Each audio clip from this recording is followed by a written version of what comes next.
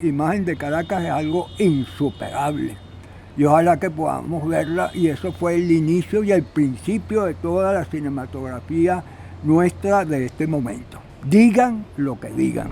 Hice yo Todos los días un día, una película que en ese momento resultaba sumamente irreverente, porque tenía que ver con la manipulación mediática.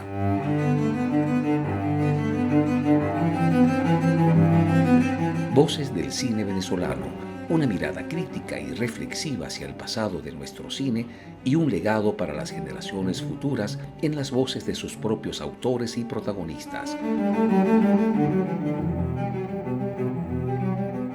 Voces del cine venezolano está patrocinada por el Centro Nacional Autónomo de Cinematografía, CENAC, y Producciones Omar Mesones para Zona Cine Caracas. Y para el episodio de hoy contamos con la participación de nuestro invitado especial, Roque Zambrano. Y como siempre, quien les habla, su anfitrión, Omar Mesones.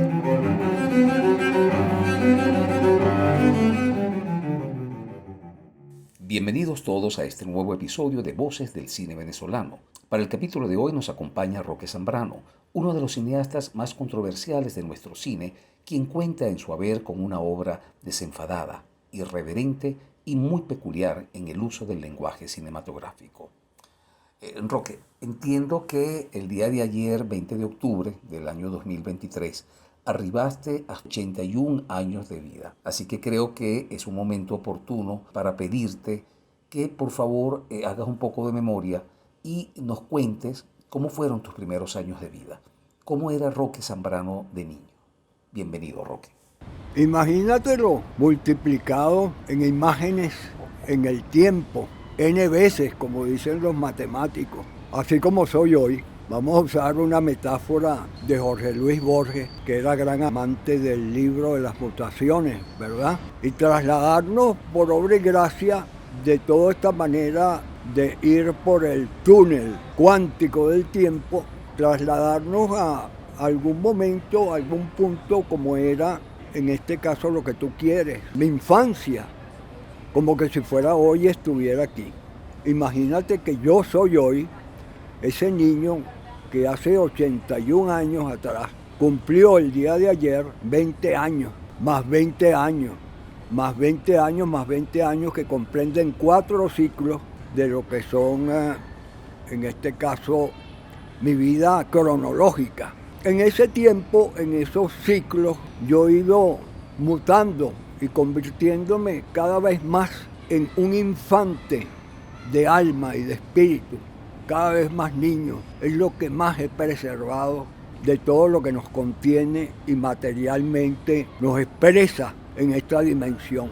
Esa manera que vamos a decir de vida, donde somos una hoja movida por el viento que cae sobre la tierra fresca. Así, en esa manera, me voy trasladando en este momento hasta llegar al día de mi parto, el 20 de octubre del año de 1942. Me cuenta mi madre que a las 4 de la madrugada empezó a tratar de parirme, pero yo no quería salir de su vientre. De tal manera que ya aproximadamente al mediodía de ese mismo día empezaron a hacerle una cesárea, pero cosa insólita. Yo me escondía adentro en el vientre de mi madre para que el médico no pudiera sacarme de su entraña. Cosa increíble, que fue a las 4 de la tarde de ese mismo día de ayer. Yo salí del vientre de mi madre con 5 vueltas de cordón umbilical alrededor del cuello y cianótico. Eso significa que estaba prácticamente muerto. Así, en eso que llaman la necrofílica manera de venir a la vida desde el punto de vista de lo que es el lenguaje. Esta cosa que nos permite a nosotros la oralidad y expresarnos. Así vine al mundo. Tú que estás preguntando que cómo fue mi infancia. Así empecé. En tu infancia, Roque, ¿cómo eras de niño? ¿Qué leías? ¿Qué veías? ¿Qué jugabas? Fíjate que por haber nacido de esa manera, era un niño sumamente distante, sumamente introvertido, muy silencioso. Pero me encantaba estar en la biblioteca de mis padres. Ese era mi sitio favorito. El único niño que iba con algo y leía algo, a lo mejor era porque mi madre me la facilitaba una revista Villiquen, ¿te acuerdas? Aquellas revistas, era yo. Y le leía como podía algunas cosas que podía, deletreándolas, claro, y mostrándole la figurita de los demás niños, de las historias de Tío Tigre y Tío Conejo. Yo creo que ya publicaba en el año 42 el suplemento dominical del Nacional, porque me traían también, o eran revisticas que publicaban, de lo que eran las cosas de Walt Disney, Mickey Mouse, Tribilín, todo eso. Pero Superman, pero a mí no me gustaba leer eso. Yo prefería agarrar unos libros que estaban allí en los anaqueles de los libros y los sacaba. Allí se caían de los anaqueles porque tenía muchas dificultades para agarrarlos. Uno de los que se cayó fue las obras completas de Simón Bolívar. Otro de los que se cayó fue un libro de psicoanálisis que tenía que ver con casos clínicos de mujeres histéricas. Todo eso lo leía yo porque se me ocurrió agarrar esos libros y empezar a hojearlos, ¿no? Para mí fue muy sorprendente descubrir algunas obras de teatro, sobre todo Esperando a Godot. ¿Qué edad tenía? Yo tenía, eso fue entre los 3, 4, 5, 6, 7 años. ¿Y entendía lo que leías? No, pero no te estoy diciendo que entendía de una manera distinta a como entiendo que estaban explícitamente escritas esas obras. Por eso te hablo de las mutaciones y te hablo de todo el transcurrir en el tiempo y la multiléctica, ¿me entiendes? Las muchas lecturas. Roque, ¿cómo fue tu primer contacto con el cine? Un día que ella me traía el Colegio del Calvario del Alberto Smith para acá, para la Escuela Experimental Venezuela, se nos ocurrió meternos en un cine, el cine principal en el centro de la ciudad. Primera vez que yo entraba a un cine. Cuando entramos al cine, una sala oscura, yo nunca había un señor de librea, además porque en ese momento tenían librea y cachucha, que además rodó la cortina porque estábamos llegando tarde para que entráramos a la sala de cine. Aquello para mí era una cosa maravillosa, decía, ¿de dónde salió este señor con esas ropas tan inusuales? Pero cuando entramos ahí empieza una plomamentazón y yo me meto debajo de la silla. No, nada, era que estaban pasando la diligencia de John Ford. Entonces le digo, no mamá, vámonos de aquí porque nos van a matar. No, pero Roque, es la película. Le digo, será la película y lo que tú quieras, pero yo quiero irme de aquí porque nos van a matar. Y empecé a llorar. Entonces mi madre no le quedó otra que retirarse conmigo del cine. Oye, pero fue un primer encuentro con el cine traumático, ¿no? Si claro, se quiere. como fue mi nacimiento, que también te narré. ¿Y cómo superaste ese primer encuentro con el cine? Después yo iba al cine. Primera película que me enamoró, una película de Marilyn Monroe. En matiné, en el cine Acacia fui. ¿Qué edad tenías? Debo haber tenido como 10, 11 años de edad. Y vi una Eva y dos Adanes. Como allí en esa película todos se enamoraban de Marilyn Monroe, yo también me enamoré de Marilyn Monroe. ¿Qué te parece? ¿Ah? Desde ese momento este niño, que además fue un niño, todavía seguía siendo, como te dije, que se encerraba en la biblioteca de sus padres a descubrir todas esas monstruosidades que están en los libros y que ya te narré.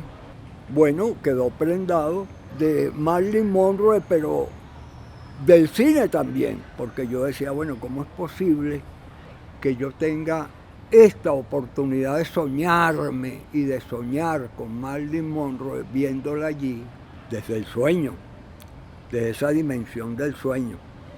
Trata de comprenderlo. Es como lo que ocurre con la cuarta pared en el teatro, con los actores y los espectadores y los personajes, que no se ven, pero se sienten y se presienten en todas sus emociones, que es lo que hace el espectáculo. ¿Cuándo el cine se convierte para ti en una opción de oficio? Mira, yo llego a Moscú, pero yo fui para Moscú obligado por las circunstancias. En ese momento que yo era un mozalbete en la Universidad Central de Venezuela, ya había vivido otras muchas aventuras de los 10 hasta los 13 años de edad, porque a nosotros nos votaron de Santiago León de Caracas el ejercicio asociativo o paralelo, como tú quieras decirlo, con la Experimental Venezuela. Nos votaron del Santiago León de Caracas porque consideraron que andábamos en una situación de rebeldía permanente, que no tenía ninguna explicación. En este caso el doctor Vega, que era además psiquiatra, pero él le aconsejó a mi madre que nos enviaran para un correccional que era muy bueno, porque era un correccional fundamentalmente espiritual, que era el colegio de los curas salesianos en Los Teques, interno. Ahí nos mandaron a un grupito. Ahí nosotros inventamos nuevas acciones y aventuras en este espacio de lo que es la rebelión y la rebeldía, que después me llevó para Moscú. Estábamos en tiempo de Pérez Jiménez todavía y a nosotros se nos ha ocurrido la pequeña tontería. A mí me hicieron vocal de Piedad. Ahí armamos un grupo, muchachitos, un poco de carajitos. Para tumbar Pérez Jiménez, ahí en la gobernación de Los Teques hemos inventado tomar el cuartel de Ramo Verde de la Guardia Nacional, ¿cómo te parece? Con unas cabillas y unas bombas molotov. Eso provocó que, por supuesto, el cura Ojeda, que era el director del liceo, abortara toda esa situación cuando nosotros casi estábamos llegando allá, porque íbamos a convertirnos en mártires del perejimenismo, o mejor dicho, de los adecos y de los demócratas que luchaban en ese momento, si nos hubieran dejado continuar en eso. Entonces, más adelante hubo represalias por eso y me botaron del colegio. Yo dirás, bueno, ¿y qué tiene que ver eso con el cine? Todo esto tiene que ver con el cine, porque todo esto va construyendo imágenes. Así tú digas que yo ando por el pasaje cuántico y me voy muy lejos para allá. Luego de este periodo en el San José de Los Teques, pasas a estudiar al Liceo Andrés Bello, en Caracas. Me metieron en el Liceo Andrés Bello. Yo venía para el Liceo Andrés Bello, estaba en tercer año de bachillerato, y entraba al Liceo Andrés Bello y me persinaba. Me captaron los adecos que estaban armando Acción Democrática de Izquierda en ese momento. Y me captaron por otro lado los jóvenes comunistas. Ahí me metí en la Juventud Comunista, me hizo la ficha José Rafael Zanoni e inmediatamente fui para un grupo que se llamaba el Grupo de Acciones Tácticas de Combate, que protegía, pero de forma armada, a los manifestantes pacíficos. En ese momento ya Rómulo Betancourt había hablado de disparar primero y averiguar después, y empezaba a manejar la Constitución del 61, pero que suspendió las garantías durante todo su periodo de gobierno, pues, ¿no? Bueno, nosotros empezamos a luchar contra esa represión desmedida y brutal que también estaba direccionada contra nosotros. Ese es el origen y el germen de lo que después fue la guerrilla urbana y lo que se transformó después en la guerrilla rural y en las Fuerzas Armadas de Liberación Nacional. Evidentemente que nos cayeron a plomo. Muchas veces nos mataron gente, tuvimos que organizarnos en células. Yo dependía del CEL de Petare, me gradué en el liceo, en ciencia, bachiller en ciencia, con honores, por supuesto. Toda la vida me he hecho todo con honores que después no se corresponden con la realidad y nadie reconoce, pero bueno. En el año 1961 te vas a estudiar Historia a Moscú. Así es. Mataron a dos jóvenes nuestros que militaban en la célula nuestra. Y el Partido Comunista de Venezuela decidió que yo no tenía concha ni sitio donde guarecerme y por lo menos vivir la lucha semiclandestina o clandestina aquí. Estoy hablando de un joven que tenía 19 años de edad. Ya había salido de segundo año de sociología, todo eso, y decidieron ellos que yo me viniera a hacer otra tarea, otra parte del mundo, porque aquí me iban a terminar matando, ¿no? Me viniera quiere decir que me dieron una beca del Ministerio de Educación Superior de la URSS. En ese tiempo no habían relaciones diplomáticas, ni se pensaba con la URSS, pues, ¿no?, de este país, bajo la tutoría del Comité Central del Partido Comunista de Venezuela. Yo salí de aquí con el compromiso, así jurado, en la Dirección de Cultura de la Universidad Central de Venezuela, con el poeta Carlos Augusto León y la gente que estaba en el Frente Cultural, de ir a Moscú a armar y construir el Frente Cultural de nuestra revolución en ese momento. Pues en ese momento estaba planteado que nosotros íbamos a hacer una revolución. Estamos hablando del año 61. Se ilegalizó al Partido Comunista. Además de eso, se allanó el Congreso, se llevaron presos a los congresistas del MIR y del Partido Comunista. En el 5º Congreso del Partido Comunista, en el Poliedro, se decidió por la lucha armada. Se empezó a armar la FAL, la Fuerza Armada de Liberación Nacional. Entonces, en principio, lo que se me consiguió fue ir a la recién fundada Universidad Patrice Lumumba en Moscú. Y una de las carreras que tenía la Patrice Lumumba, que era cercana a la mía, era historia. Yo entré en historia allí en la Universidad Patrice Lumumba. Estás en Moscú estudiando historia, te montas en el metro y conoces a una linda moscovita. ¿Qué pasó allí? Estamos en Moscú, en el metro. Yo decidí, como cualquier postor, estudiar y aprender ruso, no en el aula de clase con la maestra de ruso, como tradicionalmente se hace. Y en eso andaba. Yo andaba con pura señas ahí en el metro de Moscú, con todo el mundo. Y la gente me hacía señas a mí también. Pero de repente, una muchacha bellísima, hermosísima, que me pareció Marilyn Monroe, me sonrió en el metro. Me sonrió con todo, me sonrió con la sonrisa, con los ojos, cuando volteó el rostro y miró hacia allá y batió la melena e hizo como una caricia a toda la luz que había internamente allí en ese metro. Yo le hice las primeras señas y ella me respondió con otras señas y así empezamos a hacernos señas. Llegó la parada de salida del metro. Era Bedenja, la exposición permanente, y se bajó. Y yo dije, o me bajo o no la encuentro más nunca. Y casi me aplasta la puerta, pero salí del vagón del metro y fui caminando rapidito detrás de ella. Ella apresuró el paso y yo también. Se abrió la puerta de un sitio que yo no sabía qué sitio era. Ella entró.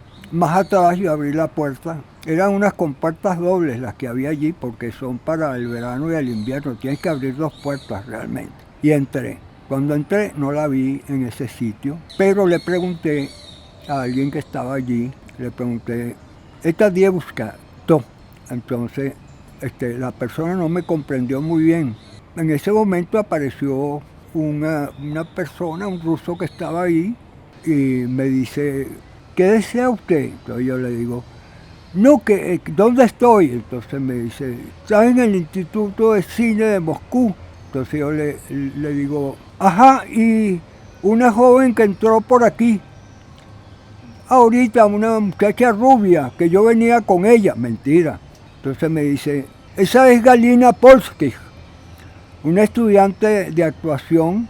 Entonces, mira, pero ¿qué haces tú aquí? Yo le digo, yo no puedo estudiar aquí. Me dice, pero tienes que hablar con el decano de estudiantes extranjeros en el 4º piso, Alexei Alexandrovich. Bien, me fui, hablé con Alexei Alexandrovich y él me dijo, bueno, hagamos algo, sigue viniendo ven a las clases como un oyente todo este año. Y el año que viene nosotros abrimos concurso para admisión de los nuevos estudiantes y bueno, presentas tu concurso. Así mismo lo hice. 61 estuve allí hasta el 62 en la Patrice Lumumba, en el propedéutico de historia, y de ahí en el 62 al 63 entré al Instituto de Cine de Moscú. Y bueno, ¿cuál no fue mi sorpresa cuando me admitieron? Por primera vez en el Instituto de Cine de Moscú, ese dato es importantísimo. 23 estudiantes extranjeros y aceptaron 3 masterskaya de 25 estudiantes cada uno, 75 estudiantes. También Mijail Mijalkov, que estaba allí en esa masterskaya donde estaba Galina Polsky estudiando actuación, la joven que me arrastró y me llevó y me metió adentro del instituto. Y también estaba Larisa Bickel, con quien yo hice mi puesta en escena que tenía que hacer después de todos los años de estudio, que eran 4 para el 5º año, de puesta en escena y actuación, en la pequeña escena de la versión que hice de Hamlet, donde yo hice la actuación y Larisa Bickel hizo de Ofelia. Ese montaje lo vio Andrei Tarkovsky, para decirte algo. Bueno, ahí estaba también mi máster, Igor Vasilovich Talankin. Invité a Lev Borisovich Felonov. Lev Borisovich Felonov nos daba montaje. El asistente de Sergei Mikhailovich Eisenstein en todas sus películas, el asistente de montaje, imagínate tú. El elenco de trabajo nuestro, que era un elenco maravilloso. Eso se debatía entre 3 grandes fuentes de alimentación de lo que era la cuestión cinematográfica. Hollywood por un lado, los estudios Mosfilm por el otro lado, y el constructivismo ruso por la tercera vertiente que venía allí y alimentaba todo eso. Quiere decir que de esa manera nosotros fuimos construyendo el universo y el mundo imaginario de nuestra cinematografía, variopinta y polisémica, especular, multisensorial. Eso era el Instituto de Cine de Moscú. ¿Qué ocurre a tu regreso a Venezuela? Mira, allí hay un componente político, como en todas las cosas. Recibo una carta de Cayetano Ramírez diciéndome que Jacobo Borges va a armar Imagen de Caracas y que a ellos les gustaría que yo viniera a Venezuela para trabajar en esa experiencia. Yo le comenté a nuestro máster, Igor Vasilovich Talankin, y él creyó que ese momento era muy bueno y esa posibilidad era muy buena porque así no seguía con los enfrentamientos allí con el grupo Brezhnev, que era el grupo estatal y que estaba cuestionando mucho. Ya lo había hecho un 1 de mayo públicamente al grupo del Partido Comunista de Teodoro Petkov por revisionista. Vuelvo a repetir, todavía no se había formado el MAS. Estábamos en la historia del eurocomunismo y el socialismo democrático, en contra del estalinismo. Igor Vasilovich Talankin, que me apreciaba muchísimo, me dijo: Roque, ¿no será bueno que te vayas, hagas la práctica de diploma allá y después regreses para terminar el semestre que te queda para preparar tu trabajo de diploma? Y yo le digo, bueno, tú sabes, aventurero yo al final, ¿no? Le digo que sí. Ya tú sabes lo que pasó, que después nunca pude regresar, porque como iba a regresar, me quedé aquí entrampado. Me quedé aquí entrampado por todas las razones que uno se queda entrampado. Inclusive para conseguir la cuestión del dinero para regresar. Llegué aquí en el año 67, por eso. Imagen de Caracas es algo insuperable. Y ojalá que podamos verla, y eso fue el inicio y el principio de toda la cinematografía nuestra de este momento. Digan lo que digan. Pero la complejidad estaba en que yo seguía sin atenerme al Pacto de Paz Democrática. Y consultó, en ese momento se estaba formando el MAS, se forma en el año 68. Y le estaban dando estas posibilidades a lo que fue el Partido Comunista, convertido ahora en MAS, en hacer imagen de Caracas. Consultaron para ver si yo podía participar ahí y les dijeron que no. Entonces me dijeron, la gente del equipo, Josefina Jordán y todos ellos, me dijeron, mira Roque, parece que es inconveniente porque estás vetado por todas partes, como alguien que viene de la Academia de Moscú, que es inconveniente. Y yo dije, ¿cómo saben que viene de la Academia de Moscú? Bueno, porque todo el mundo sabe que tú estabas en Moscú, en la Academia de Cine de Moscú. Total que me quedé en el aire. No pudiste participar en la experiencia de imagen de Caracas. ¿Qué pasó luego? Bueno, no, yo seguí en contacto con mi gente a través de Cine Urgente, con Jacobo Borges, con Josefina Jordán, con el Partido Comunista en transición al MAS. En el MAS estaba gente, inclusive gente de mi familia que era comunista, y Cayetano Ramírez Pérez y Evaristo Ramírez Pérez, que fue el primer presidente del MAS, empezaron y estaban en el MAS, pues, pero yo me quedé en el Partido Comunista. Allí además conocí a Clemente de la Serra, que seguía en el Partido Comunista, y a Jesús Enrique Guedes, que seguía en el Partido Comunista. Nosotros seguíamos tercamente ahí en el Partido Comunista, pero seguíamos en ese grupo, pues, de Cine Urgente, donde estaban también Livio Quiroz, estaba Perucho Laya, estaba Emilio Núñez. Allí me acogieron, yo se lo agradezco mucho, como un hijo perdido, Rodolfo Izaguirre, el hombre de historia sentimental del cine americano. Rodolfo, que ya se encontraba en los inicios de la segunda fase de la Cinemateca Nacional después de Margot, que fue su fundador, el que lo hizo tan bellamente, tan magníficamente. Me acogió pues aquí en la Cinemateca, en la oficina que tenía la Cinemateca aquí mismo en Los Caobos, en el edificio de Los Caobos.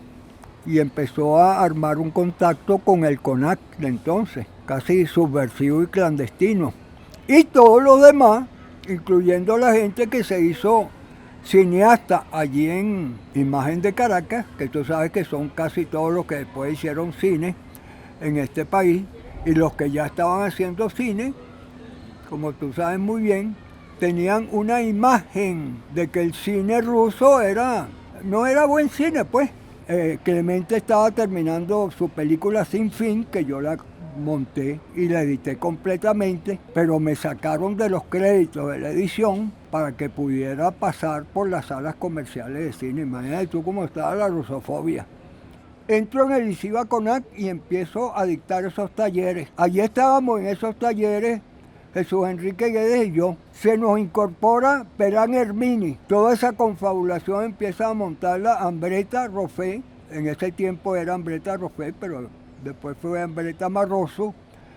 Y Rodolfo Izaguirre, que ayudaba en la cuestión de los talleres. Entonces nos enviaban a los sitios más insólitos que tú te puedas imaginar. Nos enviaban a cárceles, ahí está talleres de cinematografía, imagínate tú. Bueno, pero cuando tocaba las ciudades importantes, por ejemplo Cumaná, se empataba Rodolfo, claro. Ahí descubrimos a Davidito Suárez y nos los trajimos para acá.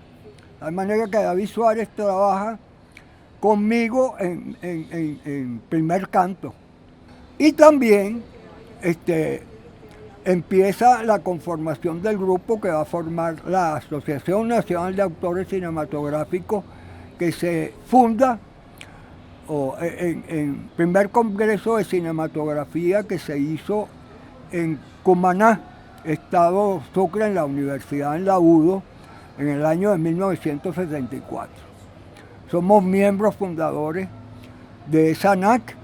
Ambreta Marroso estaba ahí, Perán Hermini estaba ahí, que además suscribimos el acta de fundación. Antonio Gerandi estaba allí, Josefina Jordán estaba ahí, Jesús Enrique Guedes estaba ahí, Roque Zambrano estaba ahí.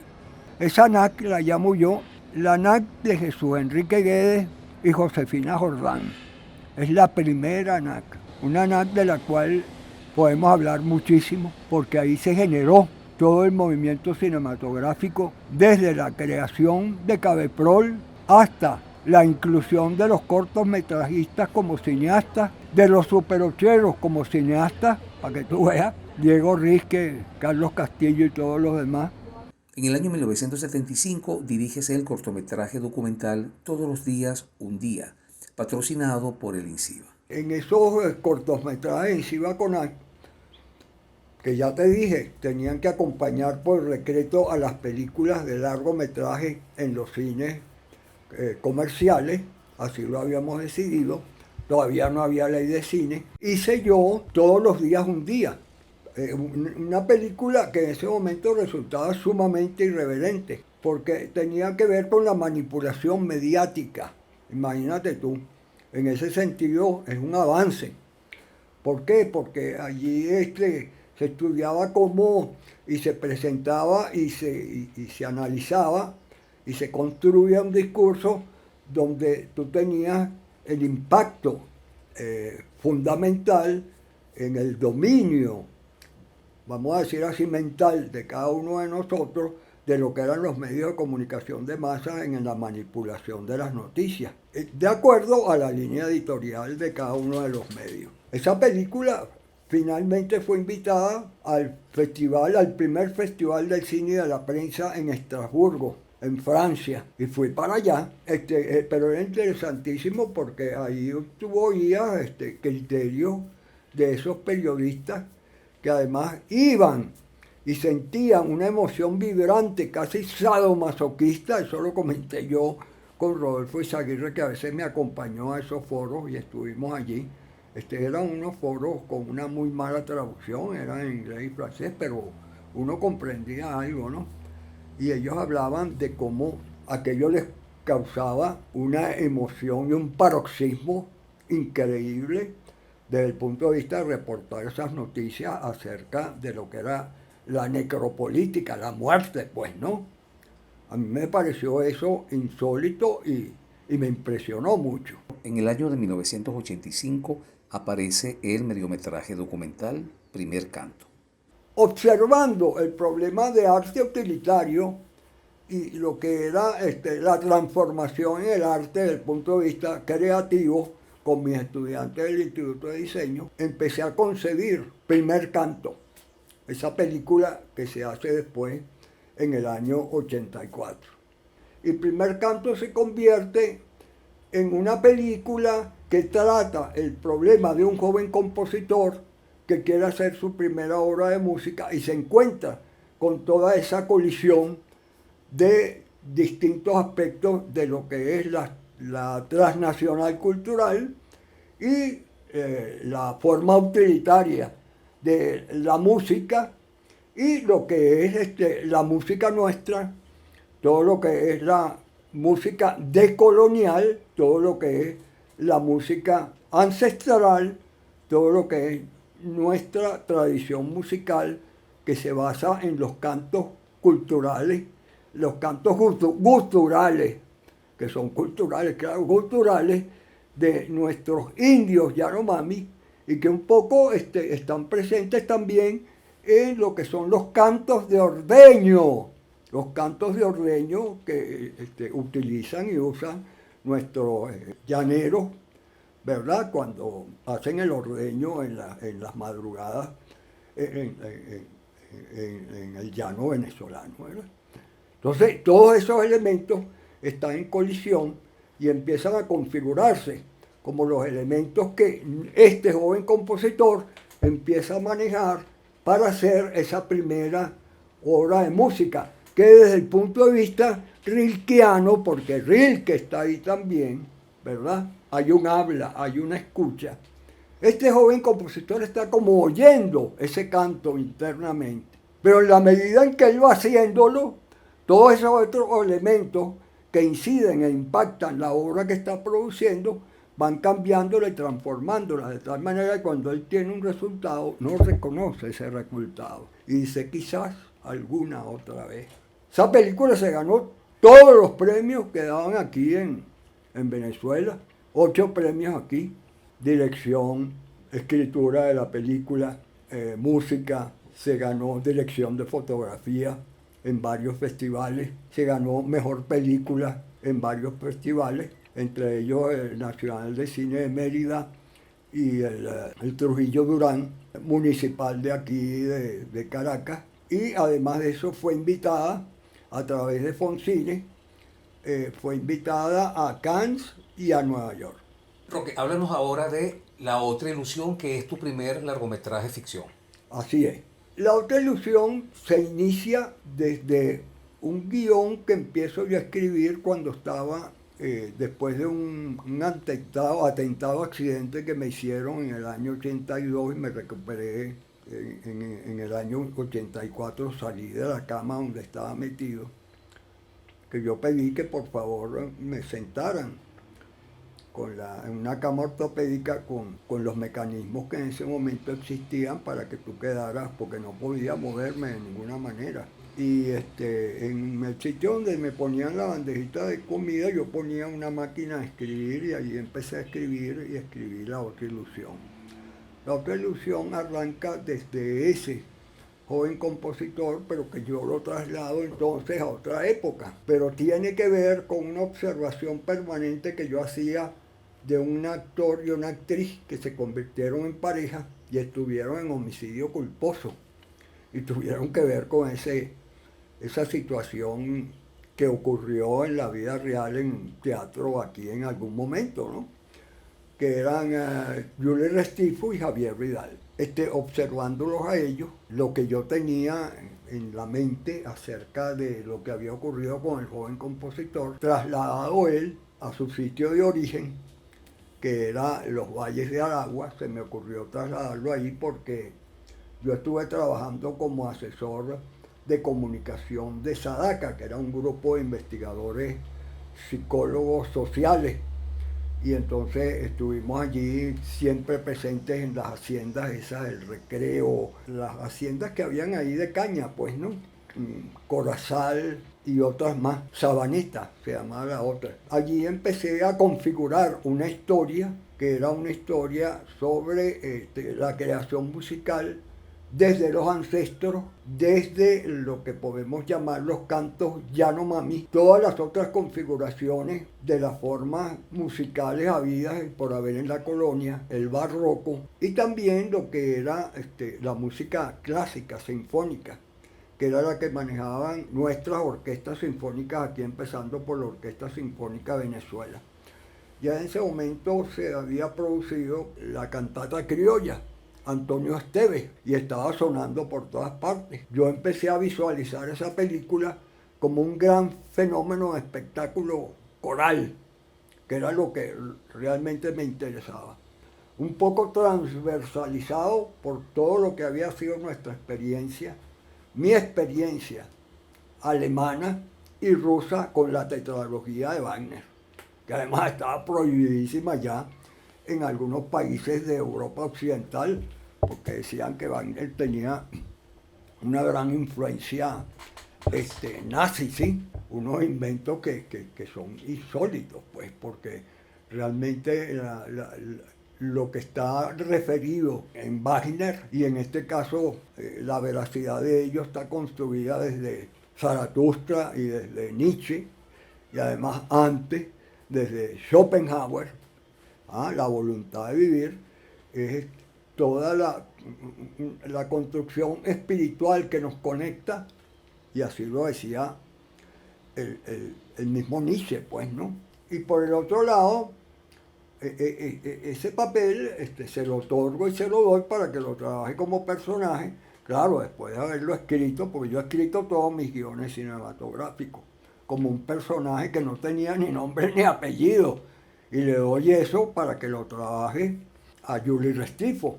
Trabajo con Javier Vidal, el otro personaje, que el otro personaje está fundamentado en esa idea del héroe, pero en este caso que está en el Tannhäuser de Wagner, que es un ser humano casi semidios que baja del Valhalla porque quieren dejarlo allá en su condición de endiosado, pues, ¿no? De hombre que es superior. Pero él no, él decide venir y estar aquí con los otros hombres, pues, ¿no? Humano, demasiado humano, como dice Nietzsche, ¿verdad? Todo lo humano me concierne. Entonces se viene aquí y se convierte en alguien que está en la búsqueda, como está en cualquier ser humano, de su expresión y de quién es. ¿Y qué es? Bueno, eso, en esos mundos creativos de Julie Restivo, que se convierte en un personaje que en este caso es una pintora y que viene de todas las observaciones y todo el trabajo que hicimos nosotros visual con César y Jaworski, que teníamos escuelas comunes de formación desde el punto de vista de la fotografía, la polaca y la rusa, yo la constructivista y él que está muy fundamentada en todo lo que fue el constructivismo, Malevich, Kandinsky, y después se convirtió en la Bauhaus alemana, y él en todo lo que era la escuela polaca, pues, ¿no? Que era una escuela occidental, pero una escuela occidental que tenía mucha fundamentación en el cubismo y el surrealismo, ¿no? Allí empezamos a concebir todo eso, lo que era la composición plástica a nivel de la escala de valor y de color en la película, y cómo eso impactaba e iba a crear realmente la película en sí, ¿verdad? Entonces lo convertimos, ella era una pintora y fotógrafa, pues para que te suene como es, y él un compositor musical. En el momento en que están creando sus obras musicales, sus encuentros y desencuentros, ¿verdad? Sus pensamientos, sus recuerdos, que eran recuerdos diferenciados, pues él tenía uno y ella otro, que son sus cargas culturales con las cuales llegan a esa relación, que es la relación divina del amor, pero es impactante y tiene sus momentos en que se convierte en algo sublime y divino, y sus momentos en que se convierte en algo bestial, casi salvaje, ¿ah? Casi destructivo.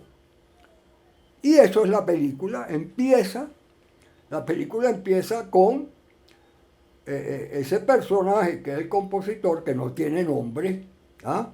Acuérdate de eso, pero que lo encarna Javier Vidal, montándose en un helicóptero, y entonces ese helicóptero lo lleva en viaje por toda la vida y la existencia y todos sus momentos con Julie Restivo, con el personaje femenino, pues, que tampoco tiene nombre, pero que encarna Julie Restivo, ¿no? En recuerdos, vivencias, memoria, momentos, y termina en el momento del ocaso, que es un tema muy wagneriano, de todo el espectáculo, que ha sido toda esa construcción coreográfica, en el momento en que él regresa en el helicóptero, de la misma manera en que se fue, el círculo del eterno retorno, o lo que yo llamo el eterno retorno borgiano, y regresa otra vez a su país, a su sitio de origen, que en este caso se convierte en los valles de Aragua. ¿Cómo te parece? Esa es la otra ilusión. Esa película provoca una conmoción terrible. Alfonso Molina, nuestro crítico, yo me acuerdo que la vio y después salió corriendo y no quiso hablar conmigo, y después escribió que nunca había visto una película tan fuera de lo que era del cine o una película. Por ahí está eso escrito, ¿no?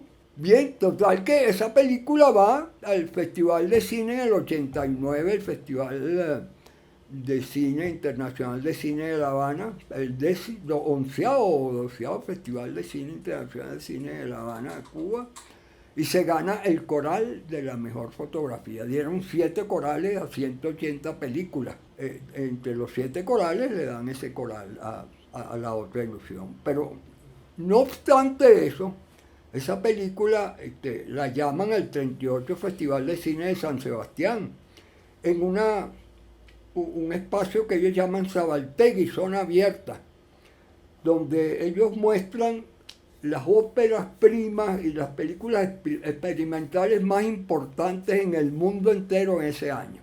Ahí estaban 15 películas.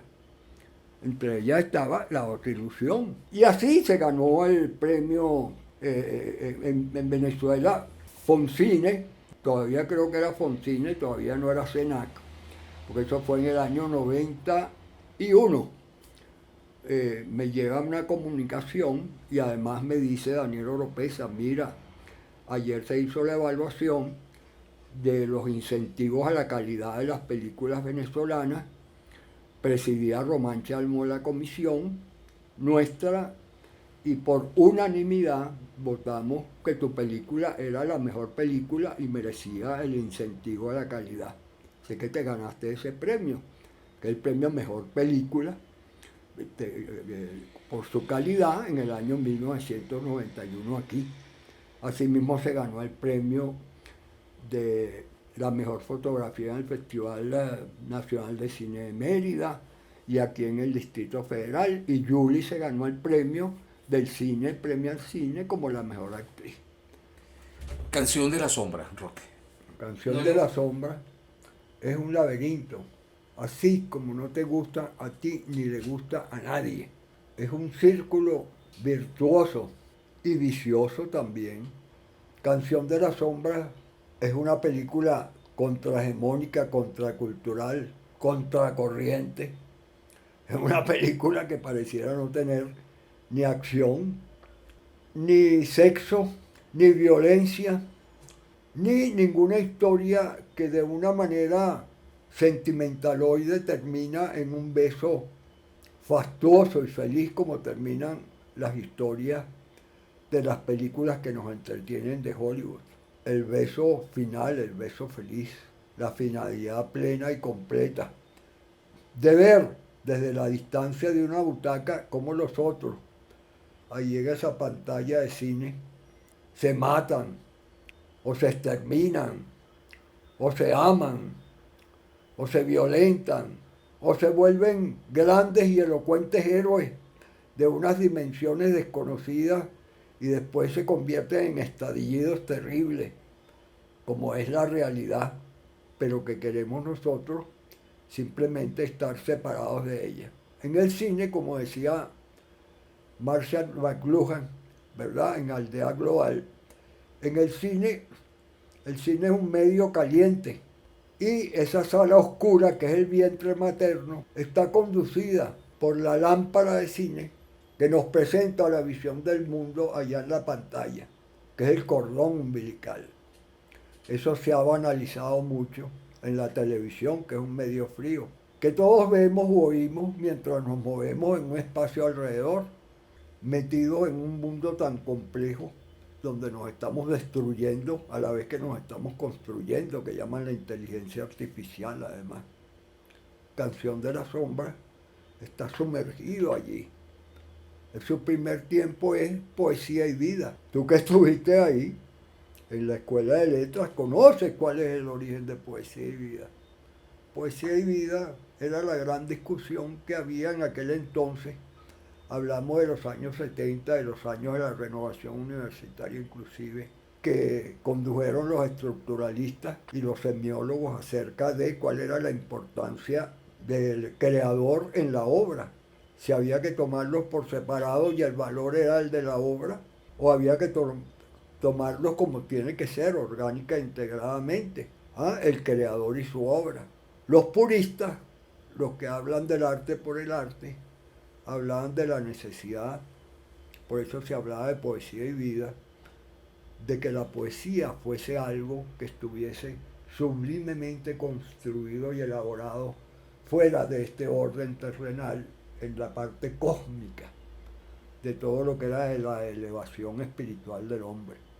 Poesía y vida, en mi película, comprende el conflicto que tienen los estudiantes con ese profesor que está ahí, les dicta la materia, les habla sobre todo eso, estas cosas que yo estoy hablando, pero finalmente se contradice en los hechos de su vida, en las cosas que dice y analiza, y en la manera en que se comporta y las cosas que quiere crear. Además, eso divide a los estudiantes y crea confusiones y conflictos dentro de ellos de tal naturaleza que terminan llamándose unos los Boy Scouts y otros los poetas malditos.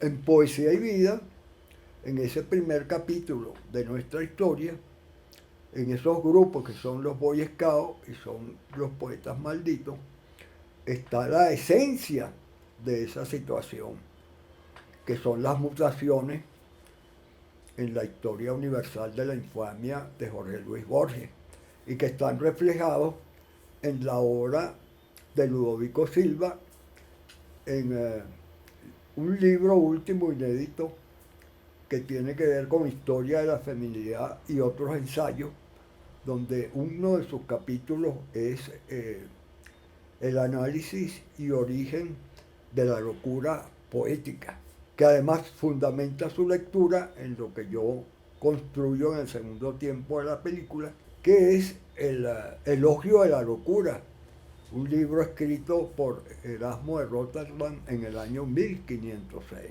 Todo esto porque deviene de la necesidad de nosotros en todo ese proceso de deconstrucción y de decolonización, de construir lo que el maestro Simón Rodríguez siempre llamó la necesidad de colonizarnos a nosotros mismos desde el sur global, de atender a nuestro propio proceso ancestral de mestizaje, donde hemos ido construyendo una cultura que está solapada, que está invisibilizada.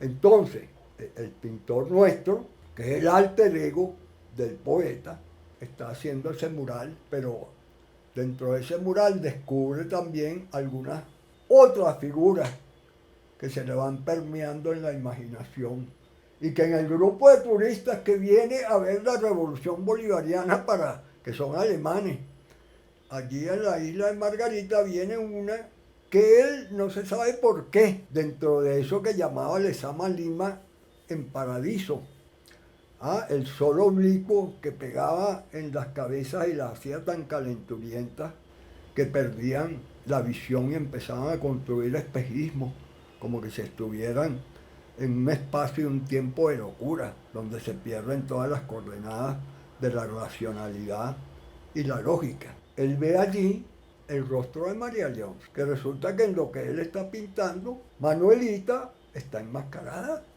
no tiene rostro.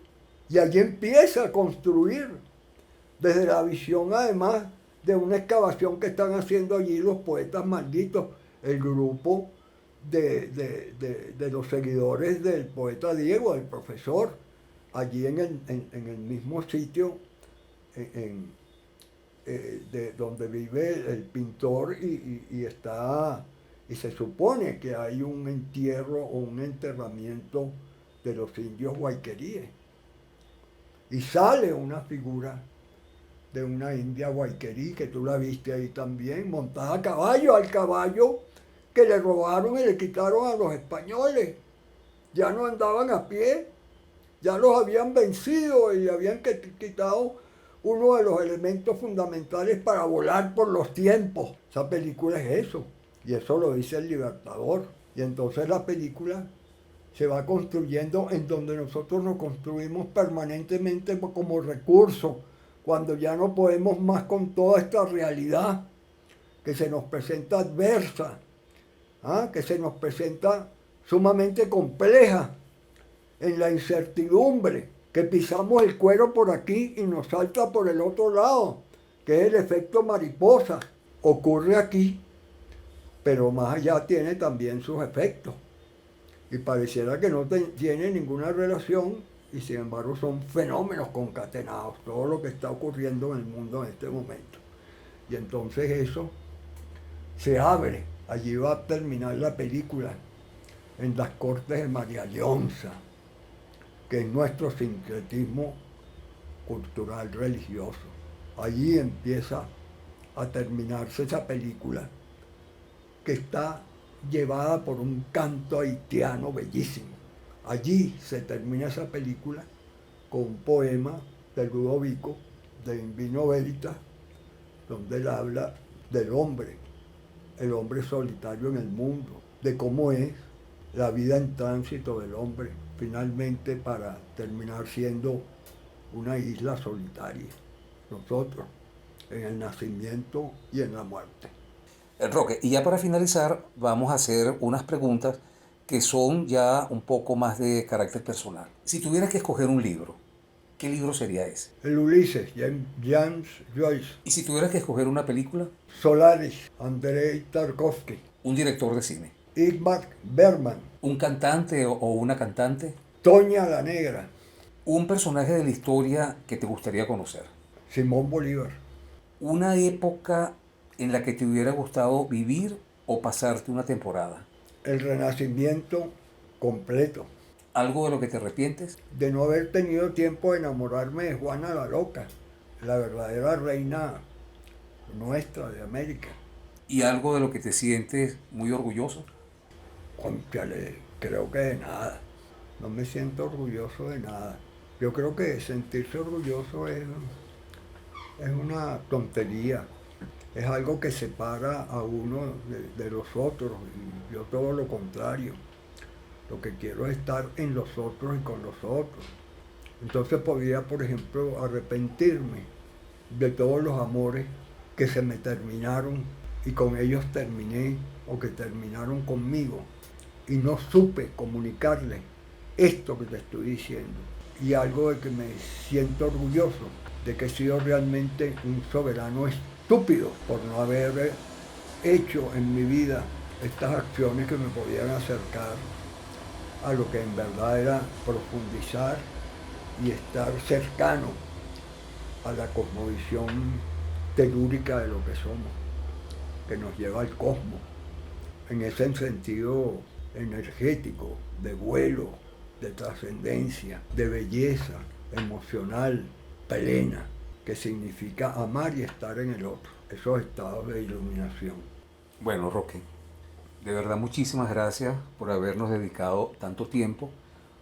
Este programa tiene una duración de unos 60 minutos más o menos, pero sabes que el encuentro ha sido bastante largo.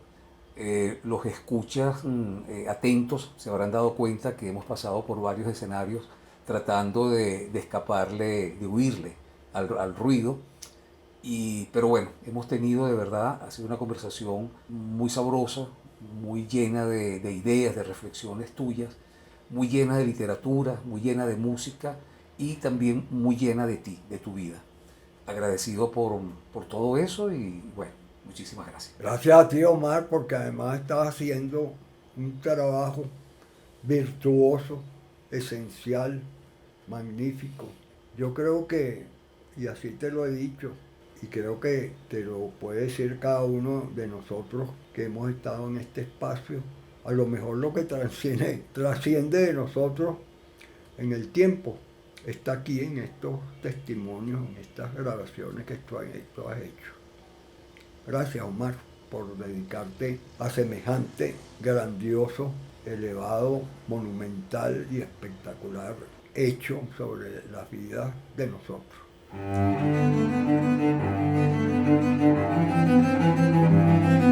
Voces del cine venezolano, una mirada crítica y reflexiva hacia el pasado de nuestro cine y un legado para las generaciones futuras en las voces de sus propios autores y protagonistas.